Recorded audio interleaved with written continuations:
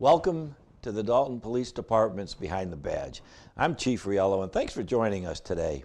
You know, folks, it's been a while since we've taped our last show, and that we certainly have wanted to, and I know Mike here at the TV station has also wanted to help us and do a show, but they've had some technical difficulties. I know that may sound like, you know, you've heard that before, but it's true.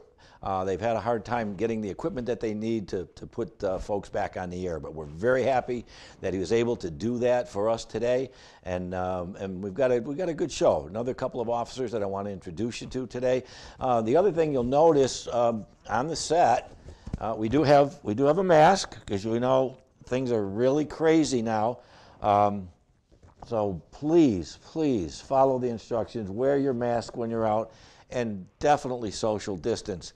You'll see today, while we do have a mask on, we're gonna drop them from time to time, and we're a good 6-7 feet away from each other in this room, and it'll be a short time. So we're comfortable with that. We just want to make sure that I can't emphasize it enough. You know, we've had some incidents, you know, in the department where we've had to have people tested because folks, they're doing their job. They're out in the community. They're going on calls, you know, that are risky.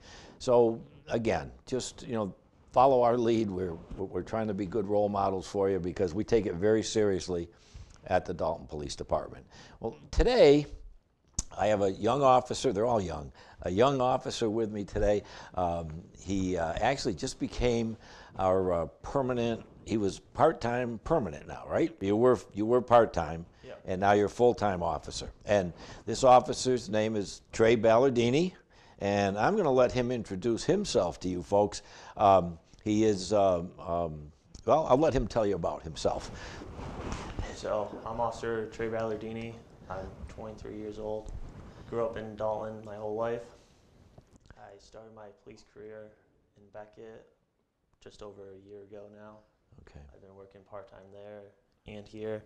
Okay. Then in October, I went up to temporary full-time here. Temporary full-time. We did get you appointed on the board. So the next step would be the full-time academy. Yes. Is that correct? Now, you've been through the part-time academy. Yep. Now, when did you do that? A year ago? Did that back in 2018. 2018. Tell us a little bit about what that was like for you. So I started going to school for criminal justice at college, and college wasn't really for me at the time. Yeah. So I saved up my money and attended the part-time police academy. Yeah. So I did that, and I was actually the youngest one in my class. Okay. Who wasn't even 21 at the time. Oh, you weren't? Nope.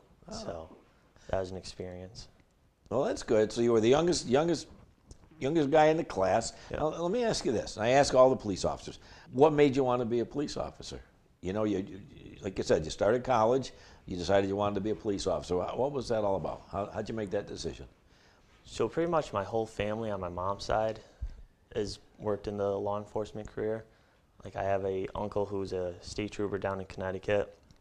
Oh, really? Yep. Oh. My other uncle just retired up in Vermont. And then my grandparents were both Beckett cops, and my grandpa was actually the chief there. Really? Yep. So it's definitely in your family. Yep. It's definitely in your family. Well, I can imagine there's probably a little influence there too. You know, oh, yeah. when that's what you see, and those are the role models in your life. Well, that's great. I did not realize that they had that many police officers in your family. So, Yep. So they must be very proud of your decision. Oh, absolutely. I'm sure. Now, maybe one other thing, because you are a part-time police officer, and people may not understand, but you still do work in Beckett, or you work a shift a week in Beckett. Yeah. So as long as the chief can work around the schedule that I'm working here, which is the 40 hours on the overnight shift here.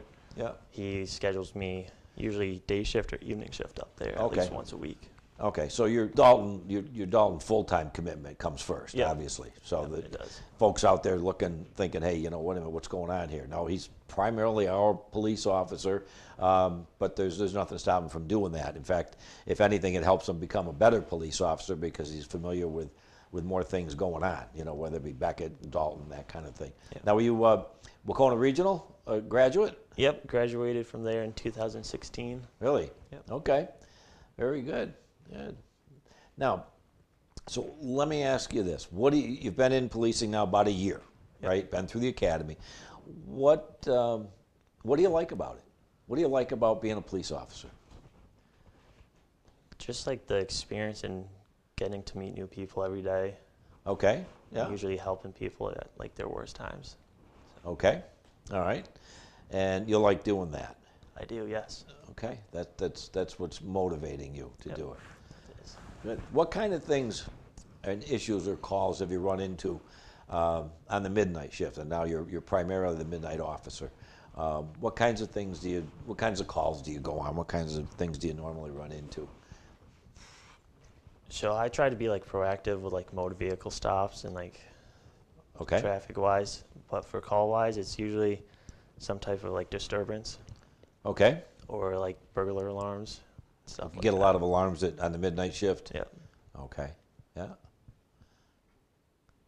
And A then lot of traffic, a lot of vehicle stops, or do you? it depends on the night. Like we could go a night not seeing a single car, and then another day we'll see like 20 within an hour. Is that right?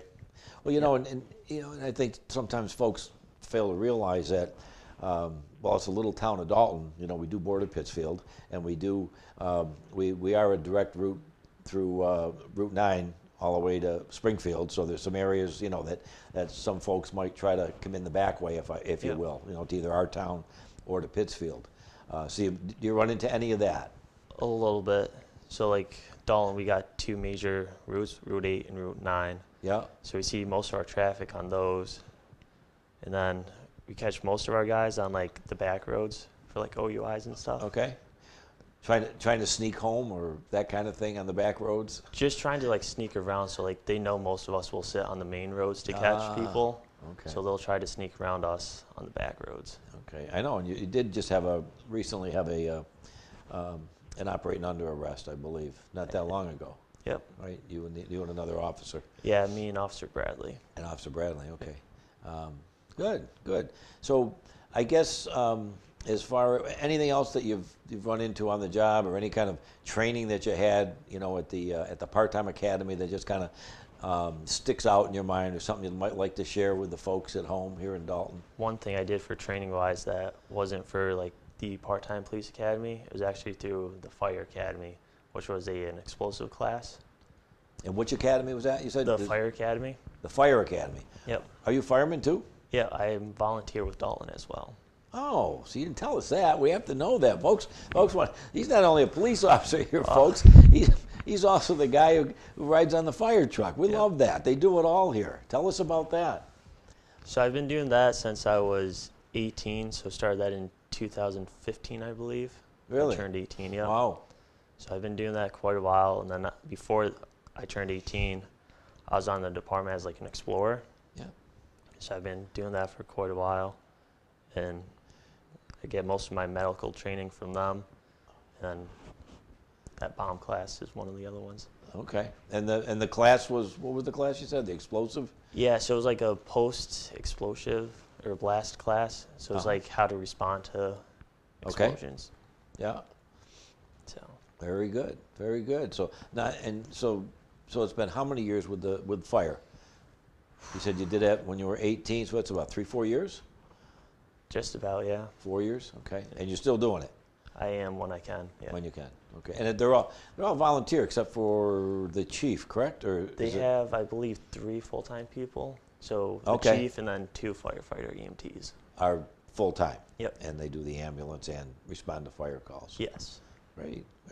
So right now, the target date for your academy, I think, is, what are we looking at? I think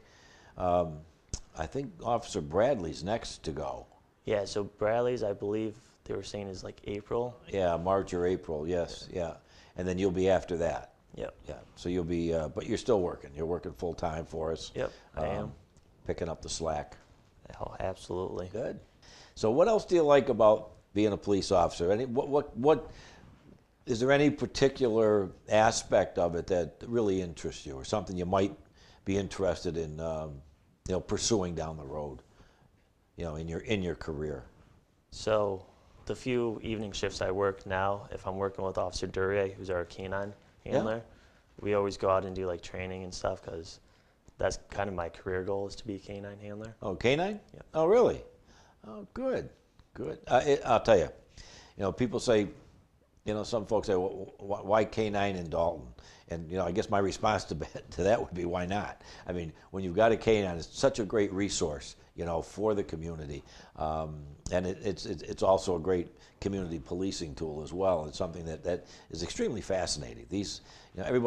Most people love dogs, but these are special. These are so special. And it's just amazes me about how smart they are. They just are. Yeah, like the last training Duryea and I did with Max, we tried to get him to jump through the driver's window of a car. Really? Yep, but he was smart enough and realized that the back door behind me was open, so he just ran around the car. So. Who, Officer Duryea or the dog? The dog. So. And the dog's name is? Max. Max. Yep. Max. He's a great dog. Yeah. I remember he took him out one of the first times when I first started, and he took him out, had him doing some things in front of the station. He really, and he's not really what you expect to be a K9, Oh, yeah. and he really is pretty cool, though. Yeah. Yeah, and I know a lot of folks here in Dalton have seen the K9 as well. But they, people say, well, why Dalton? Why do you need a K9? Well, I know he's used them, and just recently in a couple of instances. There's so many things that you can use because the dog. How's he trained? What's he trained to do? So I believe Max is trained for like narcotic detection and then like patrol and apprehension. Okay. So he can like track human scent, and then he can sniff around cars to find, For like, drugs and narcotics. all Yep. different kinds of illegal substances Yes. and that kind of thing. Yeah. How old is he? Do you know? I know they got him when I was in high school, so he's Probably like what, 5 8. or 6, 8? I'd say 8 years maybe old, 8 yeah. years old. Okay. Yeah, but doing well. Yeah. He's doing well. They certainly play an important role in what we're trying to do here in Dalton, which is to protect the community and to work closely with the community. And it's such a great, barrier. It breaks down all the barriers. Let's put it that way. People love to see the K9 and love to see him in action. So that's great. Anything else that you can maybe tell us about you that, do you build airplanes in your spare time, or what do you do, Oh, I wish I was that smart. Give yourself some credit. You are smart. Any hobbies or anything like that you like doing in your off time? I like working on cars and stuff like that, and then doing like wiring for like emergency system stuff. So like the light bars on the cruisers. Doing, Oh, like, really? wiring and So you like do the tech piece of that? Yep. I Really? do. Now, how did you learn that? Did you pick that up on your own? I actually learned that with the help of my uncle, who's a state trooper in Connecticut, Yeah. and then also my buddy, Really? who worked for Pittsfield Communicators. Oh, no kidding. Yep. Oh, So- wow. Oh, good for you. That's quite a hobby, or a little something to keep you busy. Oh yeah. That's way over my head. I know that. I know when to say no on that stuff. I can't do it. Oh, so anyways, anything else we can, maybe chat about a little bit, or we got you covered. I mean, I think folks should know you by now. Yeah, I know I'd who say. you are. I'm the short guy. He's the tall guy. Just remember that. He's the guy you're going to see out in your neighborhood. And don't be afraid to go up and introduce yourself and say hi to Officer Trae Balardini. Good man. Good man. Well, look at. Thanks for coming in today. Really appreciate it. And I know we've talked about it a few times. Yeah. But you're here, so that's good. Oh, absolutely. We're happy to have you, and it means so much for the folks in town to get to know you. And this is one way to do it. Now you're a TV star. How's that? Hey, anything's fine with me. Sounds good. Well, folks, for our next guest, we have a special guest. I know we just got through with Officer Baladini, but this young man that you're going to meet in about 2 seconds plays a very important role in the Dalton Police Department and the Dalton community, and I think you'll see why. He is none other than our Animal Control Officer, Officer Greg Elser, and welcome.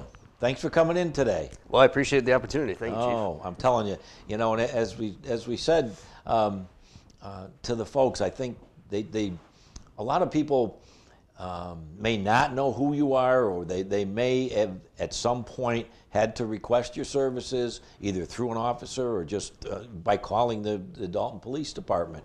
But yes, this is the young man who takes care of all of our animal control issues. So if you don't mind, just introduce yourself, tell us a little bit about yourself. All right. And we'll go from there. So like Chief said, I'm Officer Gregory Elser, born and raised in this town. I was in the military for 10 years. I retired as a staff sergeant. I'm married, I know, sorry ladies. I have 2 kids. But yeah, I mean, my expertise, like I was always involved in wildlife issues, and that's kind of like how I kind of came to this job. But yeah. From a very young age, you were involved in wildlife issues. I've been an outdoorsman my whole entire life. So tell us, and I always ask the officers about their background and also the kind of things that they do. But yours is really fascinating, and that's why you can tell us, like you said, from a very early age, you became interested, became a part of the whole wildlife scene, if you will. Yeah. Tell us a little bit about that. So, again, my father got me very interested in wildlife from a very young age. Hunting, trapping, all kinds of things like that. And I kind of took that and I just ran with it. Yeah. So, okay. Became an interest of yours, and a passion. Did it through a passion. Yes. Now, did you? And you said you were local. Oh, born and raised native, here. Born and raised. My family's been here ever since the beginning of this town, actually. Really? It goes all the way back. Really? So yeah. And so my great-great-grandfather, he was John Elser. He was the first. He came here from Germany, and he was a forester. And they called him Johnny Elmseed, and he planted a bunch of elm trees in town in Pittsfield. And really? Yeah. He met when President Teddy Roosevelt came out and visited the Cranes in town. Yeah. He actually met him. They planted a tree all together, and yeah. Really? Yeah, shortly after the president got in a trolley car accident in Pittsfield. Yeah. So it was that same visit? Yeah, I'm familiar with that. Yeah, because Yeah. actually a Secret Service agent was killed in that The first accident. time ever, yeah. That's right. That's right. In fact, we even have him on the memorial in Pittsfield, if I'm not mistaken. Oh wow, I didn't know that. Oh yeah, and every police memorial day they do. He's mentioned in the program. But yeah, that's. That's really cool. I know that really is. I did not know that. So, along his now was your dad involved in the same kind of work or no? Was it just a hobby kind of thing? Yeah, it was more of a hobby. He's a truck driver, owns his own trucking company. Yep. But he always kind of wanted to do what I'm doing now, and so I kind of finished it up, I guess. You're living his dream, right? Yeah. There you go. Let's talk about animal control issues in Dalton. Okay. Because, and you and I have had a conversation, and a lot of folks call, with animal issues, dog complaints, wild animals. Maybe just take us through a little bit of that, the kind of things that you're apt to run into as the animal control officer, or the kind of calls that folks here in Dalton will call you for. So wildlife issues is a big one. I mean, if you can think about it, it's happened. I mean, people call me about beavers that fell into their basement windows, bobcat issues, coyote problems, hit deer is one they call us for, barking dog complaints, animal cruelty investigations, making sure that all dogs are licensed in town, make sure they're vaccinated, dog bite investigations, quarantine of animals if necessary. And I also serve as the state animal inspector. So I do annual barn inspections and quarantines and stuff like that. Now, you do those just in Dalton? Yep, just in town. Yep. Now, are those conducted on a regular basis, or are those things that are so the barn inspection, by request? So the barn inspections, that's a yearly thing. So we go in there, make sure everything is up to par. The animals look good. When we do a quarantine, like a dog bite, we're going to quarantine that animal for about 10 days. But yeah. So you do all of that? Yep, do all that. All that in a bag of chips, huh? Well, you only been at it for what, a little over a year? Yeah, little over a year. Doing this. And you'd think, folks, that he's a rookie, but he's not. And most police officers, when you start as a police officer, you are definitely a rookie. This man, as the animal control officer, is no rookie. He's been there. He's done it all. And it's just fascinating. I know, as I think back, the kinds of calls and the issues that we've had with animal control officers, with trying to get them the proper equipment and this kind of thing. But tell us a little bit about the other animal control officers in the area, because you do have an association as well. Oh, yeah. So I'm very friendly with the Pittsfield animal control officer, Joe and Jack. They've been a huge resource for me because, like I was saying before, wildlife has always been my thing, and so the domestic part of the animal control part's completely new to me. Yeah. And so anytime I have a question, we have a very healthy relationship, working relationship out of Pittsfield. Yeah, well, the animal control officer, and we've got to mention animal control officer Shaggy. Joe Shaggy, probably no stranger to just about anybody. He's an icon. He pretty much written the book on animal control officer stuff over the years. I remember when I was chief in Pittsfield. God, he was the animal control officer for years and years, even before that. So he's got 35 years? Oh yeah, 35. I mean, he's done it. Talk about the consummate professional. And he's actually been very helpful because Officer Eltzer and I met with him to pick his brain a little bit, to help us. We're trying to move this function here forward, and get it to where it should be so we can better serve the town of Dalton. Mm-hmm. So there's a lot of things that we've been able to learn from him, if you will. Yeah. But talk about also, how do you resolve some of these issues on the job? So a lot of times, like if it's like a barking dog issue or maybe somebody left their dog out too long, it's just really about education. People don't know what the laws are. They don't know what the state laws are. They're not sure what the town bylaws are, or if there was a change to the law. So a lot of times, like if I just talk to people and educate them, education's the best thing, and we can kind of ratify that problem before it turns into the citations and stuff like that. Right. So you're just not out there dragging in puppies and dogs and throwing them. No, like the old movies you see with the catcher. A real bad name. You snag them, throw them in the van, take them away. That's not what we do. No, That's not what absolutely you do. not. Absolutely not. Okay. And so I'm very open and willing to work with anybody. So if you have any kind of question or concern, reach out to us and we'll take care of it for you. Yeah. I think that's a good point. And like you said, any kind of question or concern, please, again, it's like when we talk about reporting crimes and suspicious activity and things like that, any animal control issue or any animal issue, please feel free. Greg's a resource, and he's very smart. He knows his business, and he's very personable. And he's very happy to help, and that he knows that's what your role is to help us out. Absolutely. And at the end of the day, we're all neighbors, so we're all in this together. Without a doubt. One thing I want you to explain to folks, and this was news to me when you and I talked early on, and maybe this is be a good tip for folks, because sometimes when you're out walking or you're by yourself or with someone else, you get approached by a dog, maybe a snarling, growling dog. Number one, should not be running loose, but is. What's the best way to handle a situation? If you find yourself, if our residents find themselves in that situation, what's the best thing they should do? So the best thing, first thing, never turn your back on a dog, because they're canine. So as soon as you turn yourself like that, you're vulnerable. Don't reach out your hand. Just try to talk to the dog. Try not to make direct eye contact, because that's basically, in the canine world, you're challenging them. And so that's how it is in the animal kingdom, basically. So what you want to do is kind of like look at them, kind of like turn yourself a little bit, and just kind of keep on talking to them. If they keep on approaching you, start yelling like, "Hey, get back!" And just slowly back up. Never turn your back on an animal. Never turn your back. Never scream and holler at them. Well, you can scream and holler. I mean, if you have, like, let's say you're walking home from school, you have a backpack. Put something in between you and the animal. Okay. Try not to put your hand out, because dogs are known they'll bite whatever is in front of them. That's okay. like the baton we'll use as like a bite stick to get them on a catch pole, because they'll bite the pole and we slide the noose over their head. Yeah. Oh, okay. So anything you have, a notebook, bag, water bottle, anything, just kind of break that barrier and try to get out of there. But don't make direct eye contact. No, because you're going to challenge the animal, absolutely. Yeah, you never want to do that to any kind of wildlife or domestic animal, because you're challenging them. And that's the way they interpret that. Right, exactly. So until you can get to a phone, folks, or give us a call, so we can get there to help you out. And that wouldn't be necessarily him. It would be a police officer would go first, and then if we needed, then we'd call in, our animal control expert.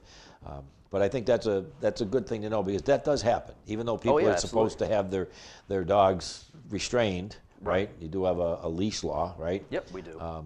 But they do get loose from time to time. And of course, I just love the classic response. Oh, don't worry, he won't bite you. Yeah.